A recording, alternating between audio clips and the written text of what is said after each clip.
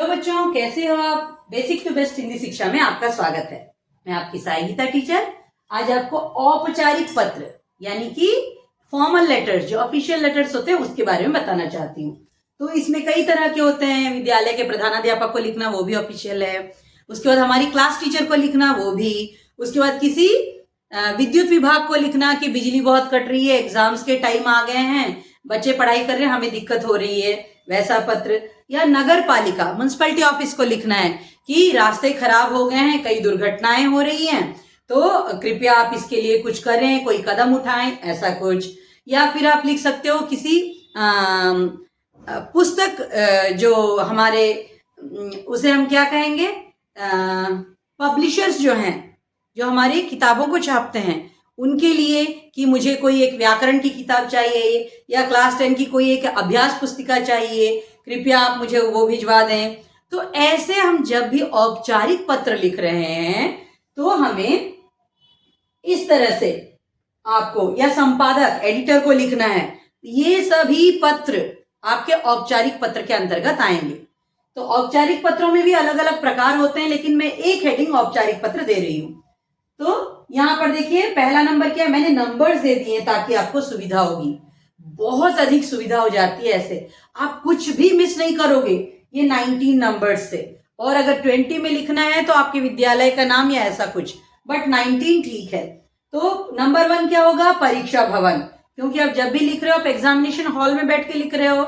हाँ, जब बाहर आप जाओगे, जब सचमुच में आप बाहर कहीं जा रहे हो, कहीं आपको लेटर लिखनी है, तब आपको परीक्षा भवन लिखने की जरूरत नहीं है। उसके बाद आपके विद्यालय का नाम, तो सबसे सहज होता है डीपीएस लिख दो भाई। ये मुझे डीपीएस बहुत पसंद है, ये ऑल इंडिया वैलिड नेम है ना, एक टैग की तरह। ऐसा नहीं कि मैं दूसरे स्कूलों को कुछ कह रही हूं, आपको जो सहज लगे, जो नाम विद्यालय का सहज लगे वह लिखिए, क्योंकि स्पेलिंग्स की गलती नहीं होनी चाहिए। उसके बाद शहर का नाम, गया, पटना मुझे बहुत पसंद है क्योंकि इसमें कहीं कोई गलती नहीं होती है। आप अपने शहर का नाम प्रैक्टिस कीजिए, अच्छे से लिखिए, कोई दिक्कत नहीं है उसमें। उसके बाद लीव अ लाइन, जैसे मेरे स्टूडेंट्स मुझे कहते हैं ma'am we have to leave a line, ma'am leave a line, तो चलो लीव अ लाइन नंबर 4। उसके बाद दिनांक, आपको डेट लिखनी है ना। तो क्या होता है, आपकी एग्जाम की एग्जामिनेशन शीट, आपकी डेट शीट आ चुकी है। हिंदी एग्जाम जिस दिन है उस दिन का डेट आप याद कर लीजिए कैसे लिखा जाता है। उसके बाद फिर से लीव अ लाइन और एक लाइन छोड़ना है।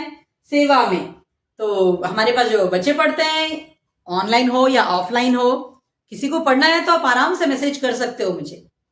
उसके बाद मैं आपको व्हाट्सएप नंबर दे दूंगी, आप आराम से क्लास ज्वाइन कर सकते हो। तो यहां पर हमारे रिविजन्स चल रहे हैं फिलहाल।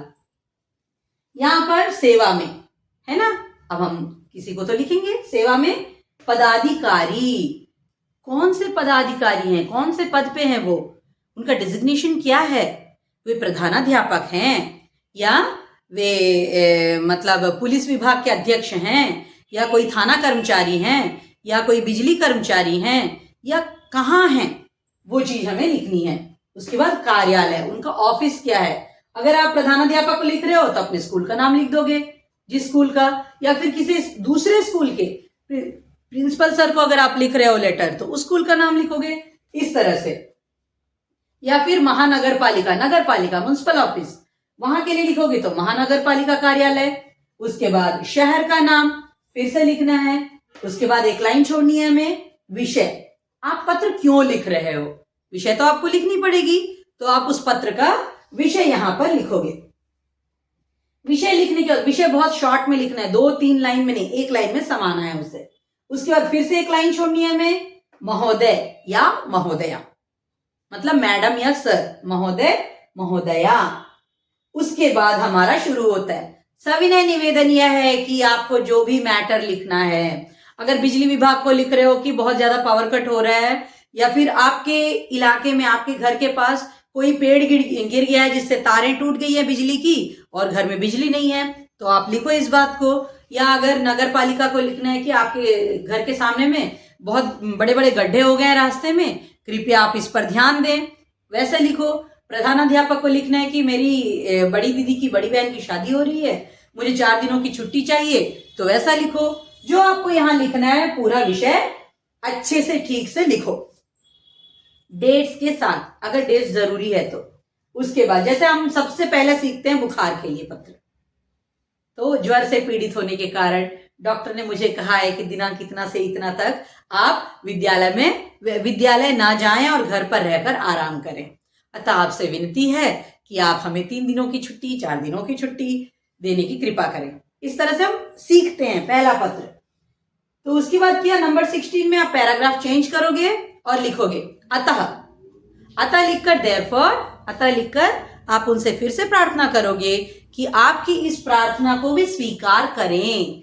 आशा है कि आप सड़क को ठीक करवा देंगे, आशा है कि आप मुझे छुट्टी दे देंगे, आशा है जो भी काम बताया गया वो पूरा कर देंगे। उसके बाद हमें क्या कहना है, बहुत ही जरूरी बात, धन्यवाद कहना है उन्हें, है ना। उसके नीचे क्या लिखेंगे, आपका आज्ञाकारी या आज्ञाकारिणी। अगर लड़का है तो छात्र, लड़की है तो छात्रा, या फिर निवासी, मैं आपके नगर विशाखापट्टनम का केआरएम कॉलोनी का निवासी, इस तरह से हम कह सकते हैं। यहां पत्र में भी सविनय निवेदन में भी हम कह सकते हैं वो बात। और नीचे अ ब स, अपना नाम नहीं लिखना है एग्जाम में, अ ब स लिखना है।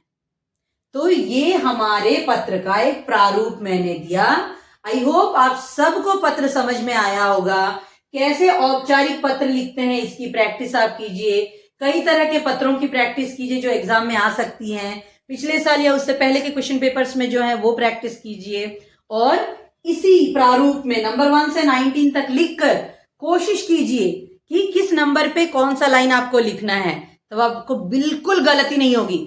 मैं समझती हूँ इससे आसान तरीका पत्र लिखने का आप कहीं नहीं सीख सकते हो। 1 to 19 पत्र, है ना।